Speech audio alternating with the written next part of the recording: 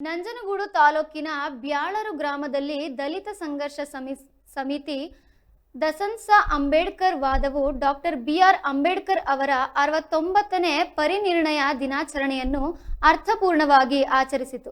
ಈ ಸಂದರ್ಭದಲ್ಲಿ ಮಾತನಾಡಿದ ದಸನ್ಸ ಜಿಲ್ಲಾ ಸಂಚಾಲಕ ಮಲ್ಲಹಳ್ಳಿ ನಾರಾಯಣ್ ಅವರು ಸಂವಿಧಾನ ಮತ್ತು ಪ್ರಜಾಪ್ರಭುತ್ವದ ಮೇಲೆ ನಡೆಯುತ್ತಿರುವ ದಾಳಿಯನ್ನು ತಡೆಗಟ್ಟಲು ಸಂಘಟನೆ ಬಹುಮುಖ್ಯ ಪಾತ್ರ ವಹಿಸುತ್ತದೆ ಎಂದು ಅಭಿಪ್ರಾಯಪಟ್ಟರು.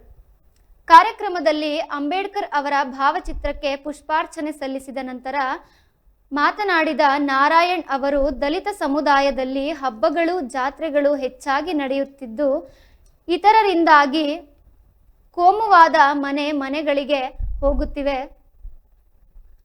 ಬಾಬಾ ಸಾಹೇಬರು ನೀಡಿದ ಶಿಕ್ಷಣದ ಮಹತ್ವವನ್ನು ನೆನಪಿಸಿಕೊಂಡು ಅವರು ವೈಚಾರಿಕ ಮನೋಭಾವನೆಯನ್ನು ಬೆಳೆಸುವ ಬದಲು ಮೂಢನಂಬಿಕೆಗಳ ಕಡೆಗೆ ಸಾಗುತ್ತಿರುವುದು ಅಂಬೇಡ್ಕರ್ ಅವರಿಗೆ ಮಾಡುವ ದ್ರೋಹವಾಗಿದೆ ಎಂದರು.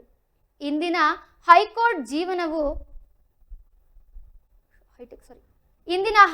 ಜೀವನವು ಅಂಬೇಡ್ಕರ್ ಅವರ ಶ್ರಮ ಮತ್ತು ಅವರ ಮಕ್ಕಳ ಸಮಾಧಿಗಳ ಮೇಲೆ ನಿರ್ಮಾಣಗೊಂಡಿದೆ ಎಂದು ಹೇಳಿದ ಅವರು ಪ್ರತಿಯೊಂದು ಸಮಾಜವು ಅಂಬೇಡ್ಕರ್ ಅವರ ಋಣದಲ್ಲಿದೆ ಎಂದು ಹೇಳಿದರು.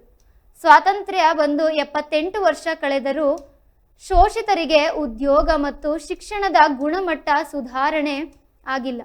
ಈ ದೇಶದ ಸಂವಿಧಾನವನ್ನು ನಾಶ ಮಾಡುವ ಹುನ್ನಾರ ನಡೆಯುತ್ತಿದೆ ಎಂದು ಅವರು ಕಳವಳ ವ್ಯಕ್ತಪಡಿಸಿದರು.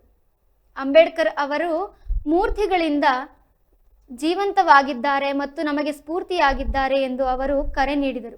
ಅಂಬೇಡ್ಕರ್ ಅವರ ಚಿಂತನೆಗಳನ್ನು ಜೀವನದಲ್ಲಿ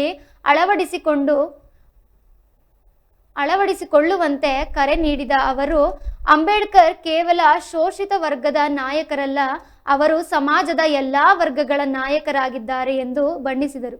ಈ ಸಂದರ್ಭದಲ್ಲಿ ದಸನ್ಸ ಅಂಬೇಡ್ಕರ್ ವಾದ ಸಂಘಟನೆಗೆ ನೋಂದಣಿ ಮಾಡಿಕೊಳ್ಳಲಾಯಿತು.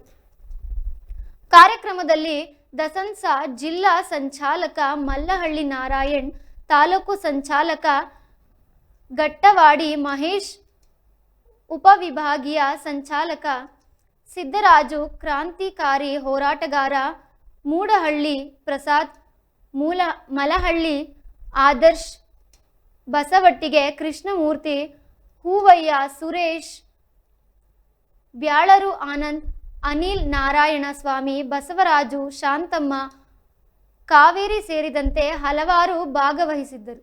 ಅಂಬೇಡ್ಕರ್ ಅವರ ಆದರ್ಶಗಳನ್ನು ಎಲ್ಲರೂ ಪಾಲಿಸಬೇಕೆಂದು ಈ ಸಂದರ್ಭದಲ್ಲಿ ಕರೆ ನೀಡಲಾಯಿತು.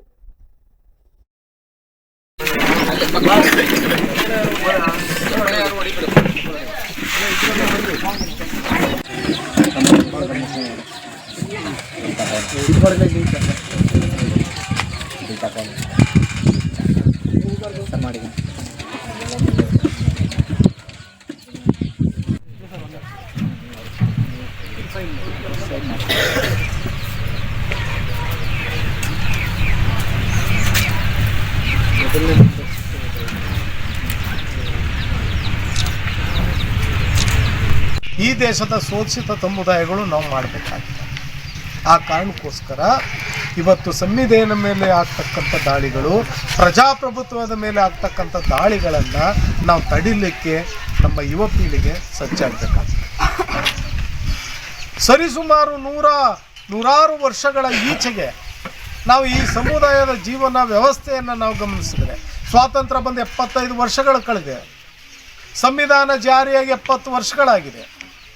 ಆ 75 ವರ್ಷಗಳ ಈಚೆಗೆ ಈ ದೇಶದ ಶೋಷಿತ ಸಮುದಾಯದ ಒಂದು ಶಿಕ್ಷಣವನ್ನು ಮತ್ತು ಉದ್ಯೋಗದ ಗುಣಮಟ್ಟವನ್ನು ನಾವು ಗಮನಿಸಿದಾಗ ಶತಶತಮಾನಗಳ ಹಿಂದಿನ ನಮ್ಮ ಬದುಕು ಮತ್ತು ಈಗಿನ ಬದುಕನ್ನು ನೋಡಿದಾಗ ಸವರ್ಣೀಯರು ಯಾಕೆ ನಮ್ಮನ್ನು ವಿರೋಧಿಸ್ತಾ ಇದ್ದಾರೆ, ಬಾಬಾ ಸಾಹೇಬ್ ಅಂಬೇಡ್ಕರ್ ಅವರನ್ನು ಯಾಕೆ ವಿರೋಧಿಸ್ತಾ ಇದ್ದಾರೆ ಅನ್ನೋದು ನಮಗೆ ಮನದಟ್ಟಾಗ್ತದೆ. ಪ್ರತಿಯೊಂದು ಹಳ್ಳಿಗಳಲ್ಲೂ ಸಹ ಇವತ್ತು ಕೋಮುವಾದ ಮನೆಗಳಿಗೆ ಬರ್ತಾ ಇದೆ.